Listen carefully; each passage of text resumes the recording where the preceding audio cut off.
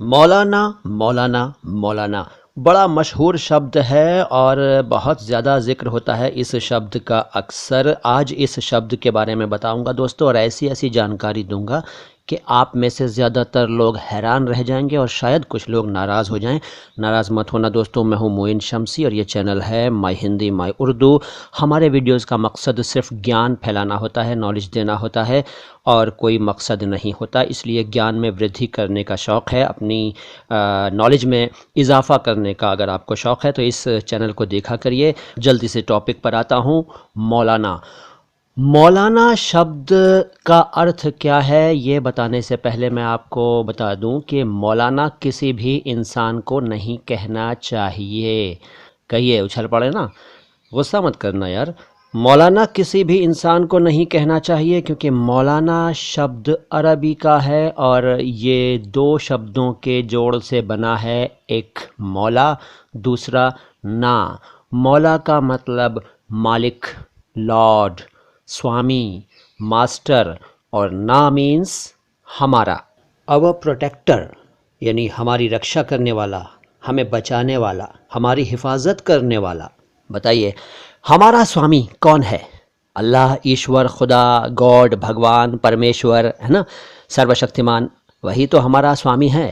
تو کوئی انسان ہمارا سوامی کیسے ہو سکتا ہے؟ نہیں ہو سکتا نا۔ اب اگر کوئی یہ کہے کہ بھئی یہ شبد تو قرآن میں آیا ہے، بالکل آیا ہے قرآن میں صاحب، بالکل آیا ہے۔ میں بتاتا ہوں قرآن میں یہ کس روپ میں آیا ہے۔ سب سے پہلے یہ سورہ البقرہ یعنی چیپٹر کا نام ہے البقرہ، اس کی آیت نمبر 286 میں آیا ہے، یعنی کہ اس چیپٹر کے 286ویں واقعے میں آیا ہے۔ کیا لکھا ہے وہاں؟ سنیے۔ بسم اللہ الرحمن الرحیم۔ لا یکلف اللہ نفسا الا وسعها لها ما کسبت وعلیہا ما اکتسبت ربنا لا تؤاخذنا ان نسینا او اخطانا ربنا ولا تحمل علینا اصرا کما حملته علی الذین من قبلنا ربنا ولا تحملنا ما لا طاقة لنا به واعف عنا واغفر لنا وارحمنا انت مولانا فانصرنا علی القوم الکافرین۔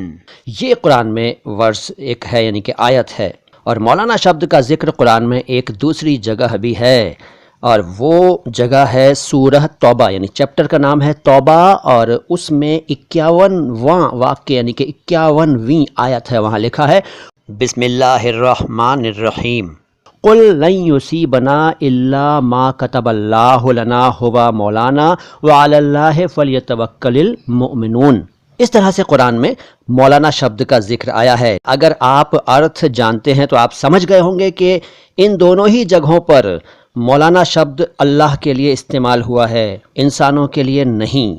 اس کے علاوہ ایک اور آپ کو جانکاری دوں کہ پوری دنیا میں انڈین سب کانٹیننٹ اور سینٹرل ایشیا کے کچھ حصوں کو چھوڑ کر کہیں بھی کسی بھی انسان کے لیے مولانا شبد کا استعمال نہیں کیا جاتا ہے، پوری دنیا میں۔ اسلام کے کتنے بڑے بھی اسکالرس ہوں، کتنے ودوان ہوں، کتنے بھی جانکار ہوں، ان کو مولانا نہیں کہا جاتا، لیکن ہمارے انڈین سب کانٹیننٹ میں، ہمارے ہندوستان میں اور پڑوسی ملکوں بنگلہ دیش، پاکستان وغیرہ میں تھوڑی سی جانکاری دین کی، دھرم کی، اسلام کی تھوڑی سی جانکاری رکھنے والے کو بھی مولانا کہہ دیا جاتا ہے، اور تو اور داڑھی اگر کوئی رکھ لے تو صاحب وہ بھی لوگوں کی نظر میں مولانا ہو جاتا ہے۔ مولانا مولانا ایک دوسرے کو کہتے ہیں۔ اب اگر آپ کہیں کہ مولانا ابوالکلام آزاد کو مولانا کیوں کہا جاتا ہے اور مولانا رومی کو مولانا کیوں کہا جاتا ہے، تو صاحب یہ دو الگ ٹاپکس ہیں، ان پر پھر کبھی چرچا کروں گا اور وستار سے کروں گا۔ اور اگر کوئی یہ کہے کہ من کنت مولا فعلی مولا، یہاں بھی تو مولا خدا کو نہیں کہا گیا، تو بھائی اس کے بارے میں بھی وستار سے بتا دوں گا۔ سب کچھ اسی ویڈیو میں بتا دوں تو بات بہت لمبی ہو جائے گی۔ مولانا شبد کے بارے میں بتانا میرا مقصد ہے یہاں پر، اور وہ میں بتا رہا ہوں۔ یہاں یہ بھی بتا دوں کہ مولا اس غلام کو بھی کہتے ہیں جسے آزادی مل گئی ہو۔ اب تو داس یعنی کہ غلام ہوتے نہیں، لیکن پہلے کے زمانے میں جب داس پرتھا پرچلت تھی، اس زمانے میں جس داس کو آزادی، جس غلام کو آزادی مل جاتی تھی، اسے بھی مولا کہہ دیا کرتے تھے۔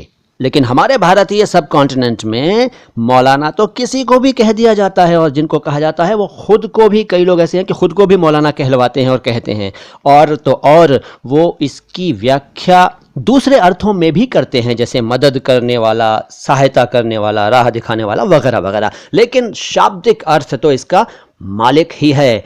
मौलाना हमारा मालिक।